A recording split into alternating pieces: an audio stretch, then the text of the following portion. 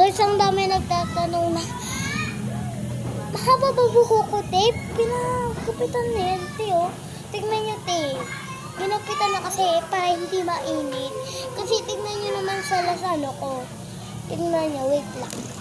Tignan nyo naman sa las ano ko. Ayan, di ba yung nagtitiktok ako sa YouTube? Te, alam mo ba, te? Sobrang habak pa ng buhok ko noon. Kita nyo ba? Ngayon, pinagupitan kasi, ginupitan kasi ni nanay, kakaligo ko lang kasi. So, ngayon na ginupitan ni nanay para mas maganda. Pero mamaya, makasinupitan. Kaya ako yun ito. Tapos sasabihin nyo naman, di pantay. So, kasi guys, kasi, para hindi na, ang init-init kasi, sabi ni Tita Sol, pagupitan daw itong buhok ko. Yung ni-request niya yun, nagupitan daw buhok ko. E di, ginupitan na ni nanay. Siyempre, ano pa ba, te? Yung bang-bang na natin yun na naman. So, ayan, naman ito talaga. Tingnan kasi, hindi pa inaano. Nakikita. Ito, tingnan nyo.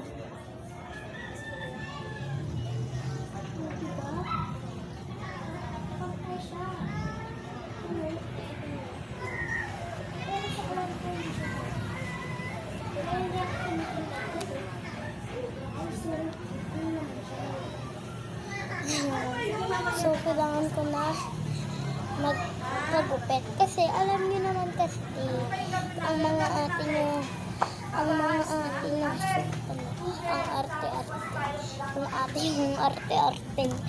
arte-arte.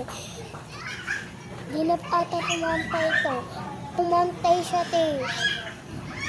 So, baka sabihin nyo, hindi na naman pumantay, te. Sa inyo. Kaya ayoko mag-vlog dahil sa inyo, eh. Ano kayo, eh. Ba't bash ng bash kayo? Ano kayo, eh. Nakaligo ka lang kasi, guys. Kaya ginapitan na itong buhok ko. Siyempre ako. Hindi ko pa nakikita na yung dulo. Sino ba kung papa ako? Hindi ako nakikita masyado. Bye. Palang magtatapos ang vlog ko ngayon. Bye-bye.